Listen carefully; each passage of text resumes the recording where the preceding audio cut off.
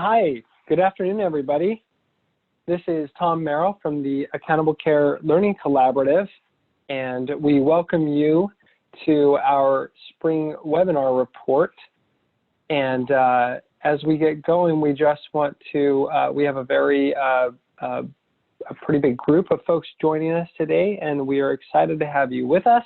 Many of our ACLC members, and also a bunch of guests. And so we will take a moment to introduce those of you who are with us for the first time today to what the ACLC is, and let's get started. So I kind of just a quick sound check. I'm not hearing my own voice, and I'm not hearing anybody else. Do we have our panelists on? Yes. Yes. Yes, this is Mark. I'm on. Okay, great. Sorry, it was so quiet. Thank you all. Okay, so let's jump in. So the purpose of today's webinar, if you are seeing my screen, is to give a report from our spring committees. So these are we'll look at the timeline in just a minute, but in short, these are the committees that met from January to March roughly, and a little before then and a little after that. And it's going to be a short, punchy webinar report from two of our committees that met during that same timeline. So, but real quickly, the ACLC, or the Accountable Care Learning Collaborative, for those of you who don't know us, it was formed as a collaborative organization that brought key stakeholders from many different facets of healthcare to focus on the delivery side of healthcare. We know there's been a lot of focus on payment model reform, and we really felt like there wasn't enough attention on the delivery side. We were hearing as much from our research partners at delivery organizations, and so that, in short, is our mission. And our three-part approach is that we talk about what providers should do, when they should do it, and how they could implement it. And today we have an exciting opportunity to talk more about that third aspect of how folks around the country are attempting to develop these organizational competencies within their organizations. And we'll talk about how we got a good group of them to come together and talk about how they did it and what sort of general principles we could derive from that. But before we dive into that, you need to understand that at the ACLC, part of our ethos is that we want to be systematic about this. And so a few years ago, we released our landmark resource, which is known as the Accountable Care Atlas, which is designed to show in one view all the various competencies that are being asked of providers to develop to succeed under value-based care. And as you can see, it's a lot. It's so much that we couldn't even get it on one document in a way that was actually legible. So this is mostly demonstrative. Don't get scared. The goal of the ACLC is to break this down into more digestible parts. Today's webinar being an example of that, where we took one of these little shields, if you will, one of these little organizational competencies, and we convened a committee of provider leaders to discuss that competency in detail. Some of the folks on these committees were organizations that have done a lot. They're leaders. Others are those that are coming to the table to learn, and it just created a great learning environment, and we're excited to share that with you today. The way that the committees work is as you see on your screen. So it entails about four main engagements. So the first is that each committee individual that has been recruited, we will interview them to influence the committee agenda. We then host our first meeting. In this case, it was in January and it was virtual. We host our second meeting, also virtual, and that was in February. And then our third meeting, we met in person this last year in Chicago for half the day. And you can see the different steps that we did in each of those meetings. I'll let you review each of those steps on your own time. We'll distribute this presentation afterward. But below that, you can see what some of the committees for each quarter include. So today we'll be looking at the quarter one committees, and that's the Committee on Patient Experience and the Committee on Value-Based Contracting. The committees that have just wrapped up were the committees on risk stratification, financial readiness, and care transitions. And toward the end of today's presentation, we'll look at Q3 and Q4 committees coming up in case there are folks on this webinar that want to be involved in either as a sponsor or as a participant. So without any further ado, let's jump into the Committee on Patient Experience and their report. I actually had the pleasure of being the committee facilitator for this committee, which means that I was there to facilitate the conversation between all of our fantastic provider leaders from all over the country.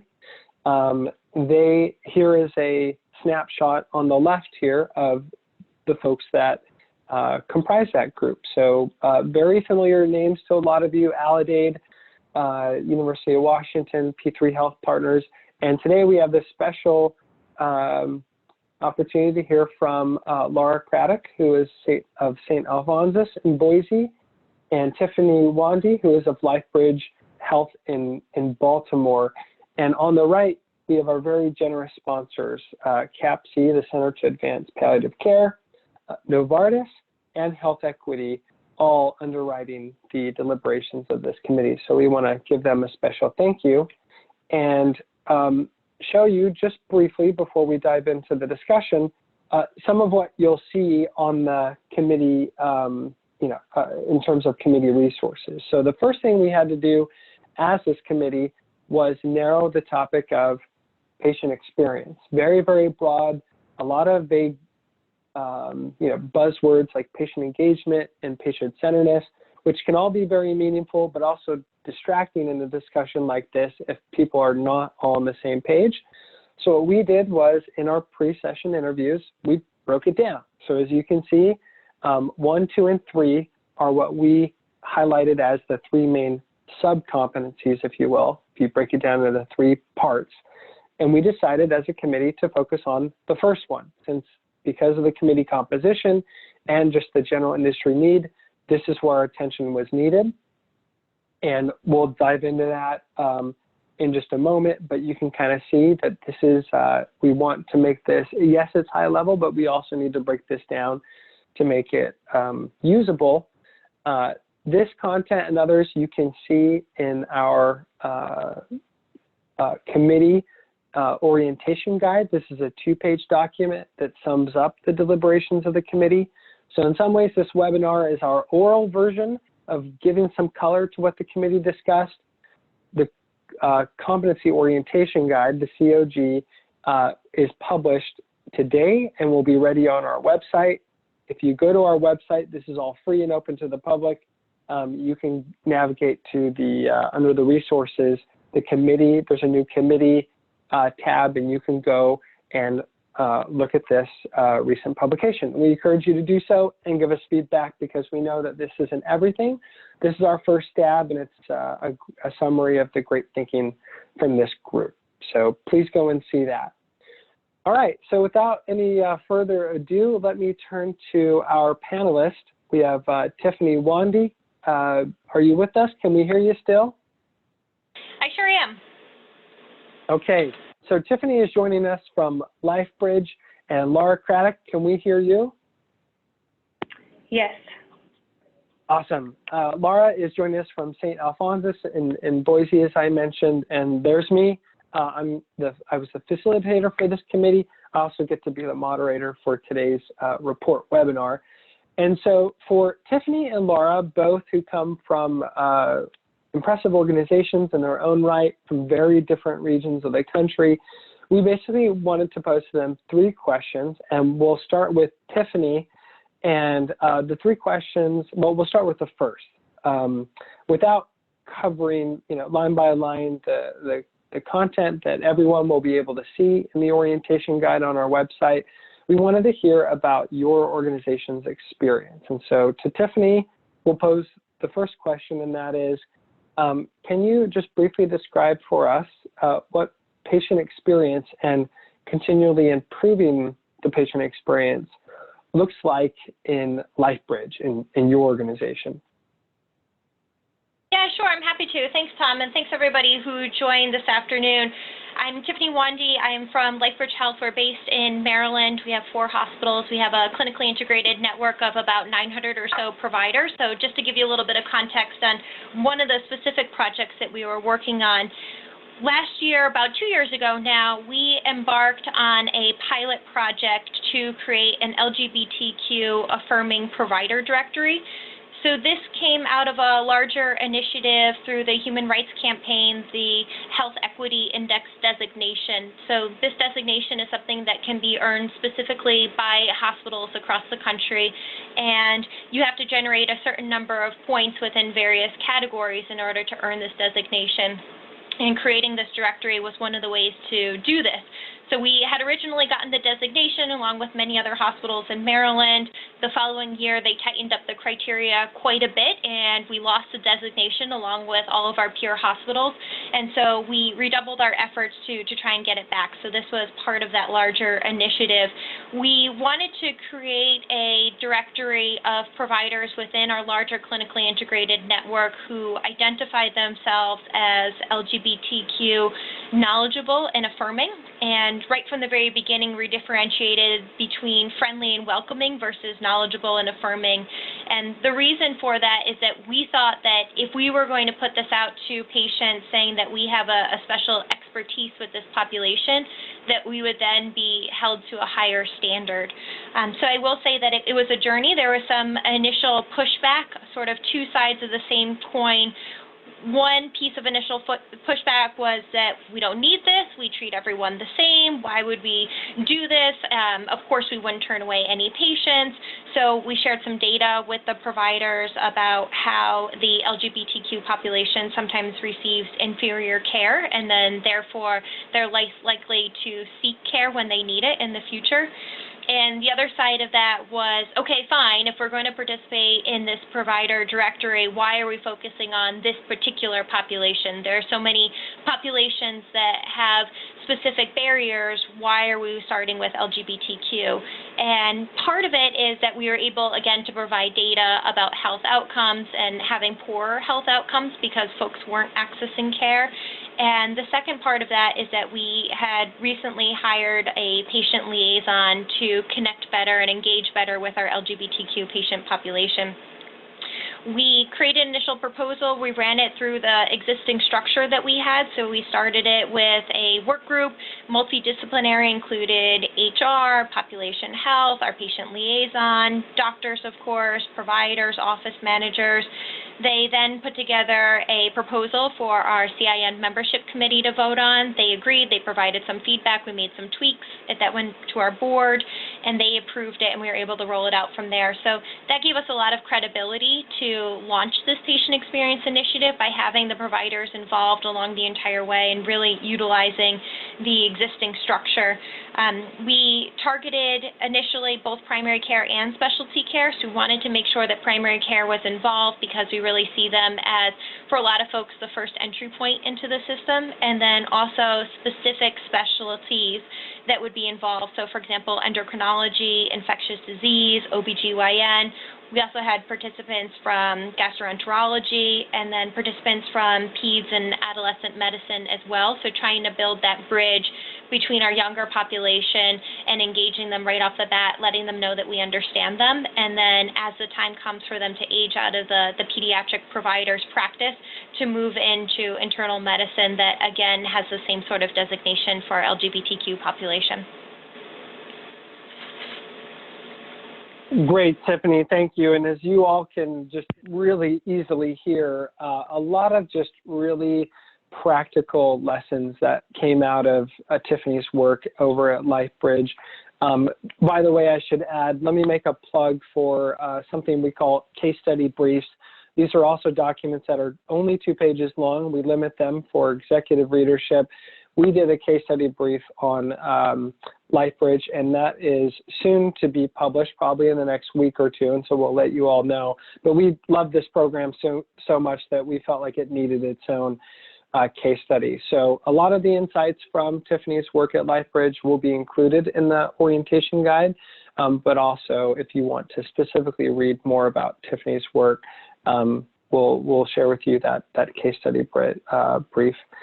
Okay, well, thank you, Tiffany. Let's now move to Laura. Craddock, are you there?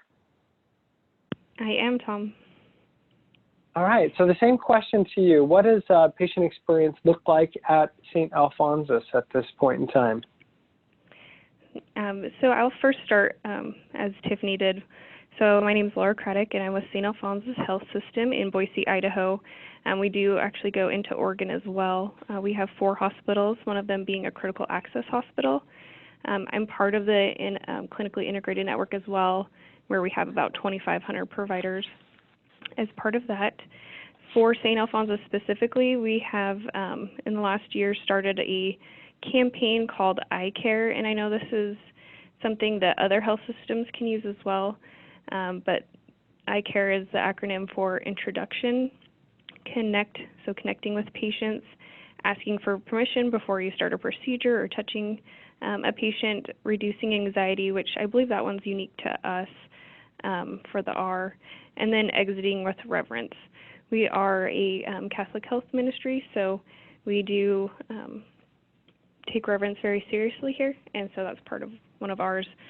We did, in over 2 months, educate our 6,000 colleagues. It was a 90-minute in-person meeting where they had 3 sections being reverent, so talking about our mission, unconscious bias. We talked about our patient advisory council, where our patients had talked about what reverence kind of means to them, which to them they thought, acknowledging their presence, not looking at your watch or phone, understanding that they're scared, seeing them as a person first instead of a patient. We also looked at our surveys, so our HCAPs and CAPs, to see how we are doing, and then we did some role playing and signing off on making sure we understood what each section meant. So that's what we have done over the last year. One of the cool things that came about from this is they realized in the emergency department that they needed some care cards, and it really gives a visual explanation of what they're doing. So as soon as you walk into the emergency department, what their most likely plan will be, triage nurse, then they'll get to a room, then they may have a diagnostic, then, the rest of the things that they may do in the emergency department. So that was something that one of the employees here recognized through this iCare that they could do. Okay, great. Well, thank you, Laura, for that insight into what St. Alphonsus is doing. I love that it's, in some ways quite different than what LifeBridge is doing, and in some ways very much the same, looking at the patient as humans and meeting them where they are. Okay, so Tiffany, let me go back to you and ask our second question, which is, we had this amazing committee of really knowledgeable folks with a lot of varied experience, and we had a lot of discussions, but I wanted to ask if you could single out maybe one of those just really aha moments that stood out to you from the committee's deliberations. Absolutely. So I thought it was really interesting hearing everybody's experience in the different projects that folks were working on. So you can even hear between Laura's project and mine that we're approaching these specific initiatives from different ways. There are lots of different things to tackle within the wider realm of patient experience, but it seemed like the common thread was that change is hard, but it's possible. It seemed like different health systems have different support for initiatives, whether you have a hard ROI or not. So with patient experience, you're not only changing the culture of an organization and how folks do things in their daily workflow, but it can be a little bit hard to sell to leadership if there isn't a hard ROI associated with it. So if you're buying a tool, for example, or if you're employing a practice, you can definitely crunch those numbers. And so having a creative approach to these patient experience initiatives when you're selling it to executive leadership about how you could have an impact on the experience, the stickiness of the experience within the organization, so getting patients to come back as a way to differentiate the experience that patients have with you versus a competing health system. And then also just as a way to create an environment that's more engaging for your employees as well. So different approaches to kind of selling it to executive leadership because it can be challenging to get the buy-in. I think that the other thing that we talked about a lot is having a team-based approach to patient experience. So it's not just targeting physicians, for example, but it's also targeting APPs and office staff and other folks who may interact with your patients, that the journey within the medical system is complicated and there are a lot of different touch points along the way. And so it's important to get everybody on board from the beginning and to recognize that any one of the folks that a patient comes in contact with throughout their journey can serve as a service recovery if you need it. Yeah. Okay, well, thank you, Tiffany. Laura, let's move to you. Was there any aha moment or maybe even multiple aha moments for you? So I agree with Tiffany, but I also want to say health literacy, I think, is huge and needs to be thought of in the patient experience world. You know, when a patient comes in, they forget most of what is said during their appointment or even their stay with their discharge notes.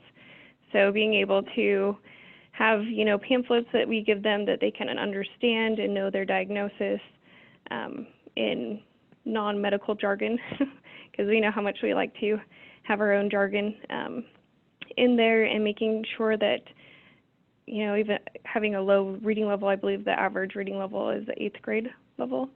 So making sure that we're getting to those patients and making sure that they understand what they need to do.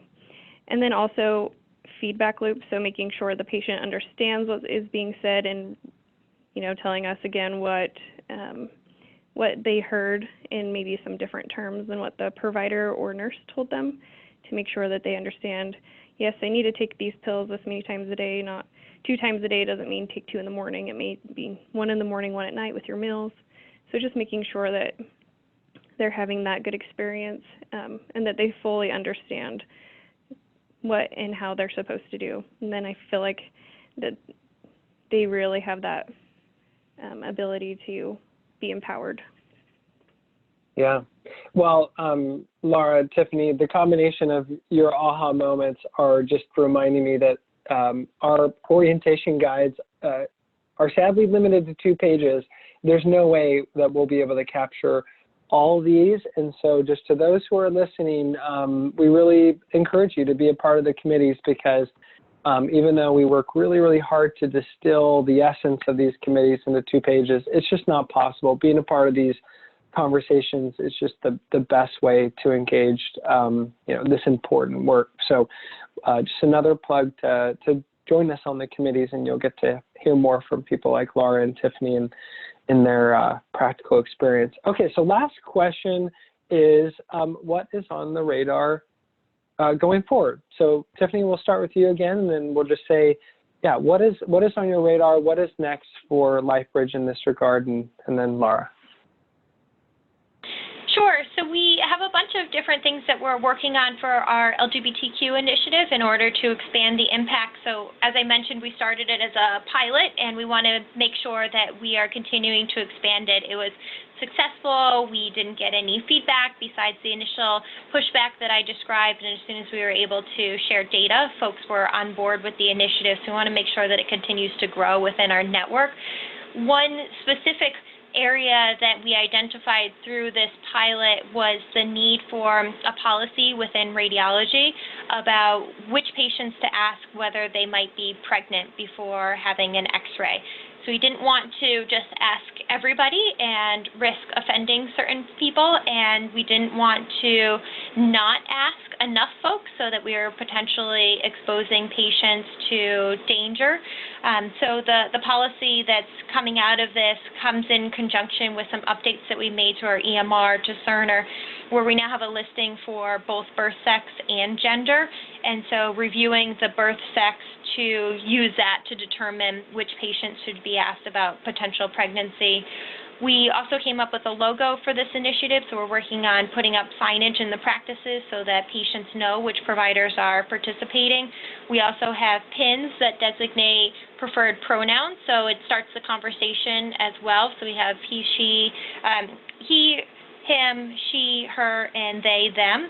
And then we're looking at measuring the impact further down the road on CAPS survey questions, so seeing if this training that we're providing regarding being more inclusive also expands to creating a more welcoming environment in general for patients and therefore improves CAPS survey question responses.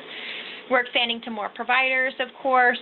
We have a partnership with an organization that meets with families about potential organ donation. So as you can imagine, it's a very challenging situation, and making sure that the folks who are meeting with the family members to make that decision are using appropriate pronouns for the patient, recognizing the name that the patient would like to be addressed by, and also recognizing that that's not always the name that the family uses to address the patient. So some nuance there, and partnering with the organizations to share some expertise and experience. And then also doing some more publishing on our results. So we've done pre and post surveys for all the trainings that we've done. We find that the participants are increasing not only their knowledge, but for the open-ended questions are using more words to complete their answer. So we feel like we're giving folks the vocabulary and the language to have more complexity, have more subtlety in these discussions. So we're excited to be sharing that experience with others, both in terms of publishing articles and then also sharing our experience in forums just like this. Okay, well, great. Thank you, Tiffany. Laura? So in our training we had previously done, we mentioned unconscious bias in it. It was just a very small portion of it. So going in the future, we're doing a very large education to all of our staff again on unconscious bias, making sure that we all realize that there can be unconsciously some biases there. Another thing we're thinking of doing is some TED Talks to help educate providers on different topics around patient experience, because it can be such a large venue of things that you can choose from. So getting more focused on a few different topics that we can talk to them, such as health literacy or unconscious bias, or even just how we talk to patients, making sure they understand. So that is some of the things we're doing here, or going to do here. Okay, that's awesome. And hopefully they'll actually wear the headsets and everything, walk around on a stage. I expect all that. Yes. Okay, well, great. Well, thank you, Tiffany and Laura, for your time. Excellent representatives from this committee. And I'll just take this last moment to point out that if you are wanting to dig into this content, go to the tab that is the new tab on our website about committees, and you can go and see the orientation guide that we've been discussing, and soon some of the other case study briefs that were developed along with this committee. So, and you can see the complete list of folks' names that were contributors to this committee. So, all right, well, thank you both. So now let's move into the Committee on Value-Based Contracting. So this was a bigger committee. As you can see, we had a good amount of provider leadership representing here, a really wide array of folks. Even we had a sacrificial payer, Humana, down there at the bottom that gets their own asterisk, since they were so willing to come and join our committee and share of their experience and battle it out with about 14 or 15 other providers. So that was a lot of fun. But today we have the, oh, and don't let me forget to acknowledge 3M and Hanover Re, who were our generous sponsors for this committee. Obviously, they do work that's really relevant to this topic, and so we want to thank them and recognize them. Let me just say that, well, first thing you have to do when you're talking about an organizational competency of structuring and negotiating value-based contracts, it could be really, really broad. So the same as we did with the previous competency, we narrowed things. And so in our agenda setting pre-session interviews, we decided that we wouldn't focus on specific negotiating tactics.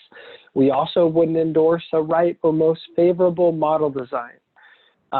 Too much variation there depending on the market, the maturity of the provider, et cetera, but that we would focus on underlying team skills, capabilities, providers that are needed to do this well, and that we would seek to accommodate all value-based payment model and payer types, looking for the best practices and principles that are applied broadly. The framework for this particular committee was a bit different than the framework for the Patient Experience Committee, but that's what we want. We want to allow the committees to do what works for that particular group of individuals, how they sort of mentally conceptualize these things.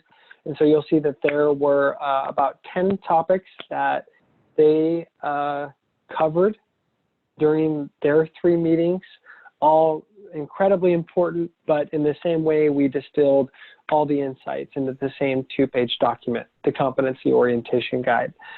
But before we dive in with Mark, we wanted to share some data. So because of the ACLC's special partnership with Levitt Partners, we get to steal a lot of their data that informs some of our thinking over here.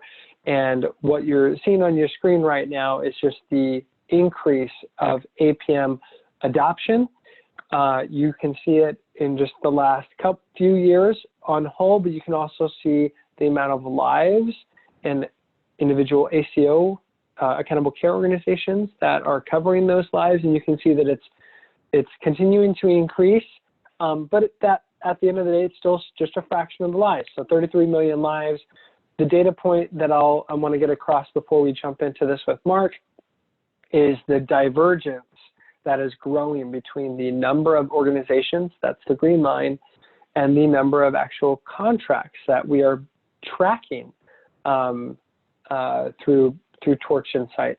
And what this means is that more organizations are accumulating APM contracts, which is both a good thing, potentially, that the market is maturing. Folks are feeling like they can add more of these contracts, but also might indicate that there's a plateau potentially for the amount of organizations that are willing to engage in these contracts. So that being the case, our interpretation of the data, we really need to make sure that organizations are good at assessing themselves and knowing how to prepare for these value-based contracts. So our facilitator, who is presenting in Chicago today, coincidentally, Kate Delisle, is not with us, but we do have Mark Cronin as our representative, and I'll let him introduce himself, but he is the COO over at Accountable Health Partners, a fantastic contributor on various fronts to the ACLC's work. And I'll just, with that, say, welcome, Mark. Thank you, Tom. Can you hear me?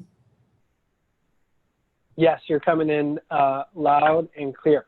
Great, great. And thank you and thanks to everyone on the webinar this afternoon. As Tom said in his kind introduction, my name is Mark Cronin. I'm the Chief Operating Officer of Accountable Health Partners, which is an ACO that was created by and affiliated with the University of Rochester Medical Center here in Rochester, New York. And we've got about 2,100 physicians and 8 hospitals as part of our network.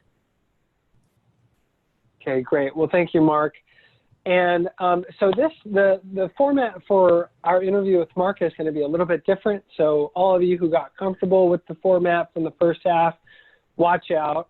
We have about 5 questions that we are going to tackle with Mark. And so let's just dive into that. The first one is, Mark, having seen some of the data that I just showed on those slides, we can see that it's important. But why is it important for providers and payers to develop these capabilities, specifically the ability to engage well in value-based contracting? Well, I would say it's important first and foremost because it's what, patients and payers rightfully expect from us, right? So, and when I say payers, I don't mean just, payers like plans, but I mean all of us, as consumers, as folks who contribute via copays or paying part of our own premium. Optimizing healthcare, I think Accountable Care is really showing it's not just about providing high quality services, as if that's not enough, and that's terrific. But, it's about coordinating services. It's about managing care transition, identifying gaps in care, and then making sure people get necessary services that they haven't received, arranging social supports, giving providers the tools and information that they need to do all of this. So we as health systems have to be good at all of these things. And I think that's why it's important. In terms of what we can learn from the latest trends, I think that last chart that you showed that showed the, substantial growth in the number of organizations, the number of contracts that they have, shows, maybe this is an understatement, but it's not going away. This is not the latest fad. I think we can see over the last decade, this has really grown, and the numbers are as high as they've ever been in terms of number of organizations and the contracts they're engaged in.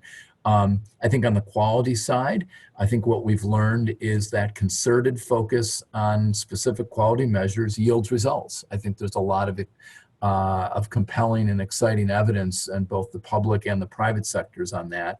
On the cost side, I think we've learned that it's difficult to bend the cost curve. It's not impossible. I think there has been some success at that, but probably not as much as some might have hoped. It's difficult to do. And I think, another important trend is I think payers want provider organizations to take on more risk, to have more financial risk, more skin in the game. And I think a very key question for the short and long term coming out of that is how much risk is sufficient and how much is too much for providers to bear in value-based contracting. Okay, well, Mark, thank you for that. You're reminding me of an important point that I neglected to make at the beginning of the hour, and that is many of you may have questions, both for Mark, but also Laura and Tiffany. We have reserved a few minutes toward the end for those questions, and a lot of you already know this, but use the Q&A function on your webinar to submit, and we will do our best to preserve some time for that. You can also use the chat feature, but in case we finish without addressing your question, we won't have captured it. So please use the Q&A feature. All right, Mark, so the next question I have for you is, how do you as a provider, how did you know that your organization was ready for risk? And how do you determine which risk mitigation strategies are best for your organization, which I understand was a big part of the discussion for your committee? Yeah, it certainly was. And I think it's a difficult question, an important question, a difficult one, because I think, as with any number of things, I think you could spend years and years and years preparing and finally feel like you're ready and maybe, life will have passed you by. And I say that not to be glib, but to say, if you think of all the things that you need to create and be good at in order to, at least in my judgment and experience, to be a well-functioning, effective, integrated network that can manage the cost and quality of care, it takes years. It's incremental. So, someone on our committee told an analogy of first-time parents. You think you're ready and you do all the things to assess whether you're ready, and then the baby comes and you realize you never really were. So, I think it's something that you build incrementally, and I think you go into contracts when you have payer partners who you think you can partner with, who can put reasonable terms on the table. And I think you've got to have a multi-year pathway to entering into downside risk, in my view, in my experience. I think if you try to enter into a value-based contract and you have financial risk day one, I think it's a recipe for disaster. I think the key things that you really need, to the question of what are the key elements, obviously you need data, and I think one of our questions later on today refers specifically to data needs. You need care management. You need contracting acumen. I think that's really important in this space. You've got to be able to share quality performance with the physicians, and you will build that up over years. And I think your best path is good partnerships with payers who really want to create win-win relationships and multi-year guide path into risk. Importantly, when you do ultimately get the downside financial risk, you've got to have a risk mitigation strategy. And there's any number of things, elements that could go into this. Again, maybe I'm sounding glib, but you should put at risk, the amount that's up to what you think you can afford to lose, quite frankly, because you're not going to win every year on every contract you have. It's just not going to happen. And there's any number of elements, to a good risk mitigation strategy. It can, be building up a rainy day fund, building up reserves, captive insurance company, which some have done. We've actually done that. Reinsurance. There's all kinds of options, but you got to have a strategy on what you're going to do if a contract doesn't go well one year and you need to write a check for $5 million.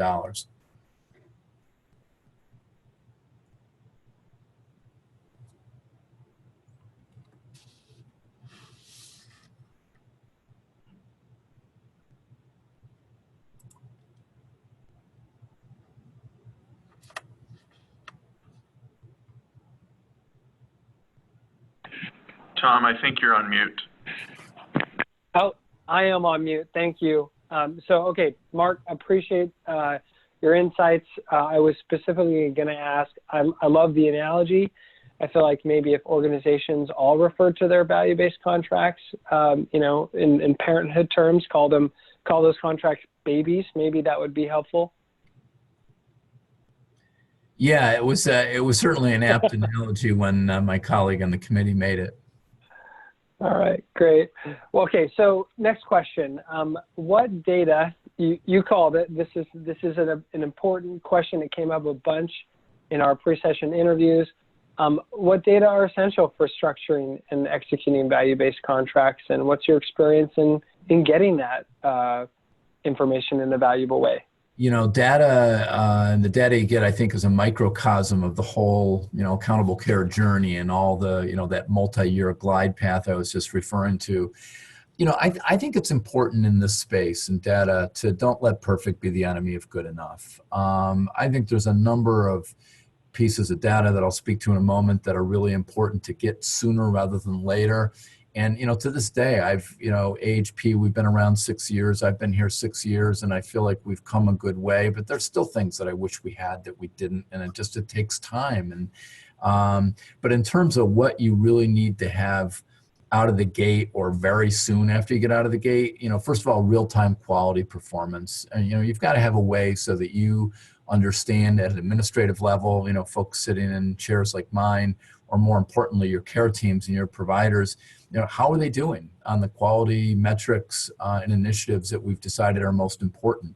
And when I say real time, I mean, I think of, I've seen quarterly reports from, a couple folks who we've contracted with, and it's so out of date, it's not valuable. It's got to be real time or close to real time. Claims data is essential.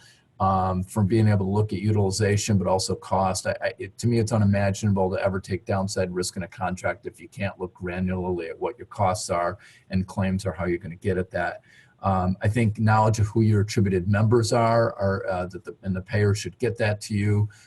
That's essential. And then I think EMR data, because you can tell a fair amount from claims, but the clinical data and combining the two of them is essential. So I would say those four are the most important. There's a lot of other things that you can aspire for and work toward, but those four, in my judgment, are most important. Okay, great. Well, thank you, Mark. And a lot of this information will be included in the competency orientation guide. So if you didn't catch all four of those, re-listen to the webinar or read the COG. Okay, so just a couple questions left, Mark. What are the infrastructure investments necessary for success under a value-based contract, and who, provider or payer, should provide that infrastructure in your view? So, I have a biased view, of course, on the second part of that question, but I think that's actually a really important part of that. So I'll start with the second part first.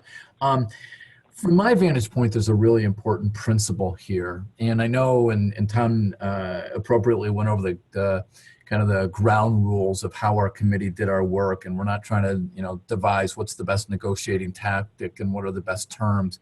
But to me, there's an important principle here that if the healthcare system and payers and providers are going to invest in organizations like ours, like Integrated Delivery Network and ACOs, there's an expense to it. There's infrastructure that I'll talk to in a moment that needs to be built up. And I feel like there's a principle here that the infrastructure that the ACO has needs to be funded, just like the good infrastructure needs that a plan has. So like what, when we talk to plans, is just as you as a health plan have reasonable administrative costs, you have to pay claims, you have to provide customer service, you have to do work to support, meeting your HEDIS measures.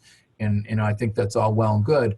We as ACOs do also. And I think therefore a notion of, okay, the plan's expenses infrastructure should be supported, but the ACOs, not unless there's been big savings, should the ACOs get a penny out of it? I don't think that's fair, prima facie. So, that's an important principle in my judgment that I put out there. And I would say in the relationships we've had, that's been a principle that's been accepted by everybody. So to the first part of the question, infrastructure investments that are most necessary, care management. To me, in order to be successful, you've got to have a care management strategy. What is your care management team going to look like? What is their focus going to be? What's the work they're going to do? And that's a significant part of your infrastructure. Data, as we've talked about, and data analysis, who's going to take all this claims and EMR data you're getting and actually do something with it. Contracting, as I pointed out before, you're going to need clinical leadership. I mean, MBAs like me, we can do so much, but, we try not to embark on clinical issues because it's not our purview and not appropriate. And you're also going to need IT infrastructure as well. But back to the notion that from a previous question, I think this can be phased in over time. We didn't hire a medical director day one, but you get to a point in time where you've gone far enough where like, okay, we need to come up with clinical initiatives. And again, that's not going to come from me as the MBA. It's going to come from well-respected physician in the community that we can hire. So I think it can be phased in over time, but certainly care management, data analytics, contracting are among the early pieces of infrastructure. And Mark, I think one of the things that really stood out to me hearing you and Orida, who was the Humana representative, was how much you all would refer to when discussing these specifics, the importance of that relationship being collaborative sort of in the first place. And that kind of came out in what you said, but it can't be a combative relationship if, improving the patient experience through, higher quality and lower cost is the goal. It has to be collaborative for you to be able to work through these issues of who pays for what and what is the infrastructure. I couldn't agree more, Tom. I mean, you'll certainly have your moments where there's issues of contention you need to work through. But if I think of what ultimately is going to be successful is it's to sound like a cliche, but win-win relationships. And I think in our experience where we've had a good collaboration with our plans, I think it's really benefited everyone involved. And ultimately at the end, it's the patients, that's what we're all in this for, right? And I think those, they benefit when we decide that, being at war isn't really going to get us very far. Yeah. Okay. Well, I think this is our last question. And what does a provider most want from a payer in a value-based contract, Mark? I would say flexibility. I think we've had good success, and we can say, come to the table not with, we have to have this term and this exact number and that particular detail, but say this is what's important to us. Can you work with us to meet that need? And the same is true for payers. So I think flexibility. We've been fortunate here that we've with our partners here and Western and Central New York, we've had good flexibility. We've had other circumstances where, some organizations say, we've kind of got a national program and it is what it is, and there's not really the opportunity to vary from it. And I think that makes it harder for providers to contract with them with a lack of flexibility. And then back to my previous comment about, just win-win contracts. I think there's got to be a fair chance at success. It shouldn't be, I'd love to make it a dunk shot that, we can beat our budget and have all kinds of great things come out of that every year, but it ought to be challenging. But by the same token, it ought not be impossible either. So coming up with win-win contracts to give both parties the opportunity for succeed. Again, it sounds like motherhood and apple pie, but from my experience, it's attainable and it's successful when you're able to have a relationship that looks like that. Yeah. Well, we're glad that you have that where you guys are. So, okay, well, let us take a pause and see if there are any questions in the queue. Dan, I'm not seeing any. Oh, there may be one. Okay, so this question is for you, Mark. Generally, do payers require evidence of financial wherewithal in a downside risk arrangement, such as a surety bond, letter of credit, or other form of liquidity? We know that Medicare in their CMS ACO, or sorry, in their ACO programs used to require it. So the question is, wouldn't reinsurance also serve as an acceptable alternative?